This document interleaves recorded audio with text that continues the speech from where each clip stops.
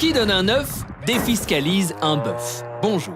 16 avril 2019, la cathédrale Notre-Dame flambe. Minuit 30, les cendres sont encore chaudes. François-Henri Pinault et son père promettent 100 millions d'euros via la holding familiale Artémis. Au petit matin, Bernard Arnault renchérit 200 millions. Patrick Pouyanné, le patron de Total, joue le jeu 100 millions. La famille Bettencourt et L'Oréal rempilent et annoncent 200 millions. À la fin de la journée, plus de 700 millions sont promis. Louée soit la générosité de nos milliardaires. Et bénie soit la défiscalisation. Ah oui, car chaque don permet de réaliser une économie d'impôts non négligeable. 60% de la somme versée pour les entreprises, 66% pour les particuliers. Pour ce petit encouragement, les philanthropes français peuvent dire merci à une loi de 2003, dite loi Aillagon. Jean-Jacques Aillagon, à l'initiative de cette loi, est aujourd'hui le conseiller de François Pinault. Troisième fortune de France, petit malin. Et la générosité des mécènes finit par coûter aux contribuables. En 2017, la niche fiscale sur le mécénat d'entreprise avait coûté 900 millions d'euros à l'État. Un chiffre qui a été multiplié par 10 depuis l'astucieuse loi Aillagon.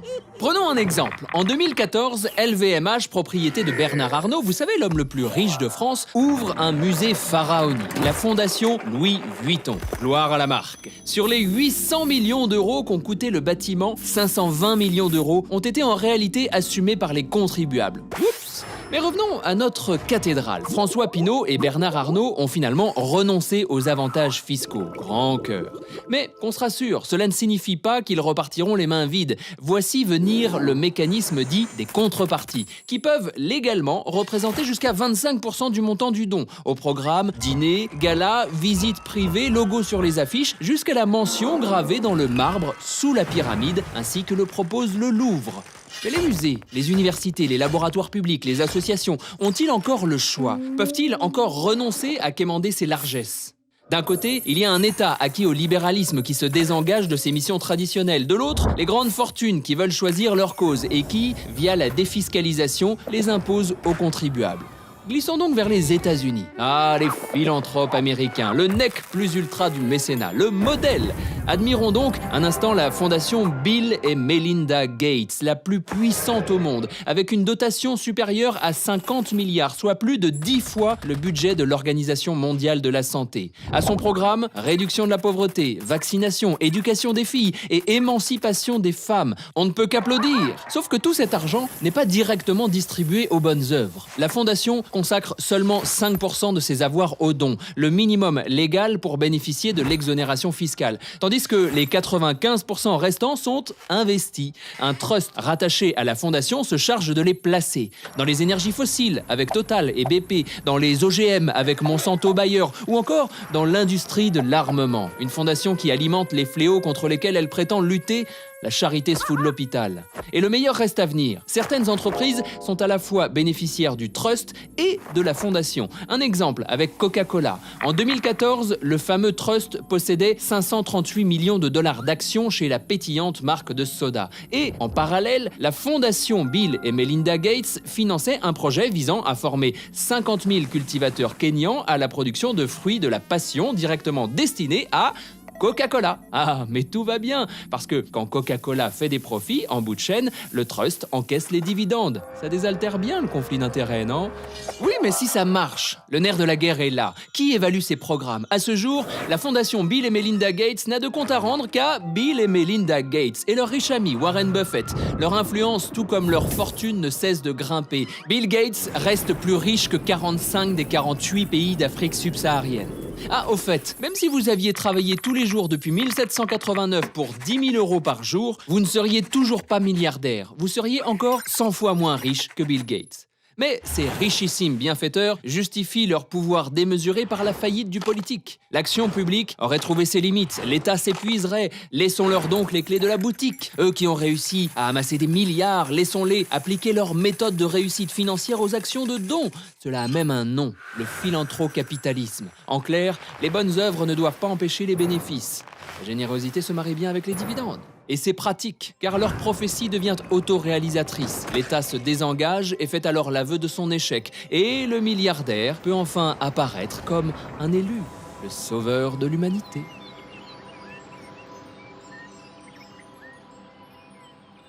Nicolas Duvaux, première.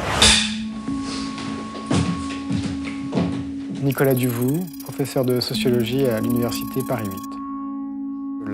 La légitimité immense des grands philanthropes, elle est intrinsèquement liée à la délégitimation de l'action de l'État en matière sanitaire et sociale depuis plusieurs décennies. C'est problématique dans la mesure où ça donne, encore une fois, une amplification des préférences d'un certain nombre de catégories de la population qui vont du coup avoir une capacité d'influence sur le débat public, sur tout un ensemble de choix collectifs. Donc de ce point de vue-là, la philanthropie, elle est fille des inégalités et elle est presque par essence un phénomène plutocratique, c'est-à-dire qui va représenter les préférences des plus riches. Une société dans laquelle la philanthropie est puissante et structurante, c'est une société très inégalitaire parce qu'elle découle de la possibilité qu'ont certains individus ou certains ménages de concentrer des richesses dans une proportion telle qu'ils vont pouvoir en redistribuer et mettre en œuvre par leurs propres moyens un certain nombre d'actions. Donc évidemment, il y a un transfert qui va de l'initiative, qui va valider ou qui va donner, on va dire, du crédit aux personnes qui vont mettre en œuvre les actions philanthropiques.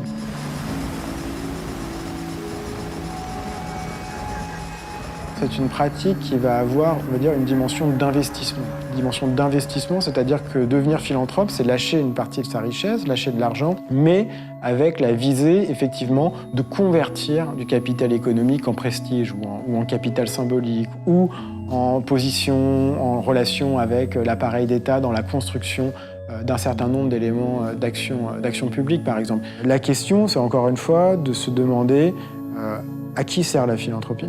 Est-ce que la philanthropie est un phénomène qui va servir les populations, qui va servir des causes ? Est-ce que c'est quelque chose qui va d'abord servir les donateurs eux-mêmes ? Est-ce que c'est une pratique qui est à usage propre, de retour, encore une fois, de légitimation de sa propre position sociale ? C'est tout à fait évident que ce dernier aspect, il est présent dans le phénomène. C'est presque le point de départ, on pourrait dire de l'analyse. Il y a des formes, voilà, on appelle ça parfois le greenwashing ou le social washing, des manières de se donner une bonne conscience pour continuer à avoir des pratiques qui peuvent être soit douteuses d'un point de vue moral ou même éventuellement légal, soit juste des pratiques qui sont celles de l'entreprise, qui consiste à faire du profit et donc en étant déconnecté de finalité sociale.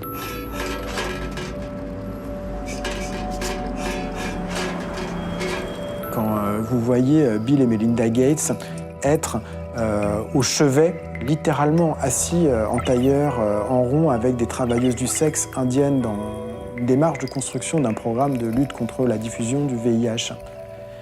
C'est évident que la disposition qu'ils vont mettre en scène, elle a une fonction, voilà, un petit peu, si vous voulez, christique, comme ça, on va se mettre au milieu des plus pauvres, des plus démunis, de ceux qui souffrent, et on va partager quelque chose sur un pied d'égalité. Mais il y a aussi une dimension, pour le coup, d'idéologie politique. C'est une construction symbolique, économique, politique, qui va court-circuiter le chaînon, on va dire, démocratique, au nom de l'efficacité et du lien direct qu'on peut avoir entre celui qui va donner et celui qui va recevoir. On ne finance pas n'importe quel type d'action. On ne finance pas n'importe quel type d'action. On finance des actions dont on pourrait dire le mot d'ordre ou le mantra, c'est ce proverbe, alors qu'il y a un proverbe chinois, mais qui aux États-Unis est très souvent désigné comme étant une sentence biblique pour des questions de légitimation, c'est « teach a man to fish ». Donc l'idée, c'est bien sûr d'aider les gens à pêcher plutôt que de leur donner du poisson. Alors qu'est-ce que ça veut dire ? C'est une idée qui est évidemment très liée avec l'idéologie néolibérale. Ça veut dire que la finalité des programmes qu'on va mettre en œuvre, c'est certainement pas de redistribuer, de faire des transferts monétaires aux populations, mais c'est de les aider à être autonomes pour se procurer leurs propres ressources. L'action de la philanthropie, elle est légitimée contre l'État qui serait supposé créer la dépendance des populations envers l'aide sociale. Aux États-Unis, très très mal vu parce que c'est une aide sociale qui est très restrictive et puis en plus qui est ciblée sur des ménages des familles monoparentales souvent noires. En réalité, quand on regarde les effets, l'intérêt de regarder vraiment qu'est-ce qui se passe sur le terrain, en fait, on reproduit une forme de dépendance des populations envers des organismes avec la nécessité d'aller d'un organisme à l'autre pour pouvoir assurer des revenus ou arriver à survivre. Et on voit exactement la même chose dans les pays africains. Quand vous construisez une aide en disant aux gens « soyez autonomes, prenez-vous en main », vous n'allez pas toucher les plus pauvres d'entre les pauvres. Vous allez toucher ceux qui sont déjà en capacité de se mobiliser. Et c'est pas n'importe qui. Ce que fait la philanthropie, c'est qu'elle donne un message qui est symboliquement entendu. C'est-à-dire, il y a de fait dans la population, dans certaines parties de la population, une volonté de ne pas être réduit à des bénéficiaires passifs d'aide sociale. Et ça, c'est le point de perplexité le plus grand, parce qu'on peut dire, en fait, voilà des acteurs qui parviennent à reconnaître les gens comme ils ont envie de l'être. Soit on peut dire, finalement, c'est la ruse du système. C'est d'arriver à véhiculer une image positive aux pauvres qui va avoir pour effet final de légitimer la richesse qui a procuré cette image.